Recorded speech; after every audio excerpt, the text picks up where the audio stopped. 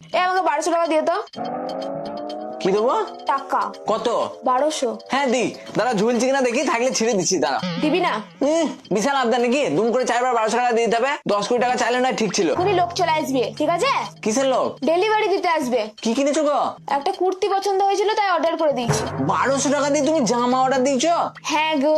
বেশ করেছো, যেমন অর্ডার দিচ্ছ তেমনি বুঝে লাও গা। আমি কিছু দিতে পারবো না, জাঙ্গিয়া কেনার পয়সা নাই, আর 1200 টাকা দিয়ে কুর্তি কিনে দিতে হবে। দিবি না তো? না। বেশ, দেখ পার্সেলটা আসুক, সেট করে সিল কেটে দেবো। সিল কাটলেই টাকা চাইবে, তখন তোকে দেখিয়ে দেবো, বুঝবি তখন মজা।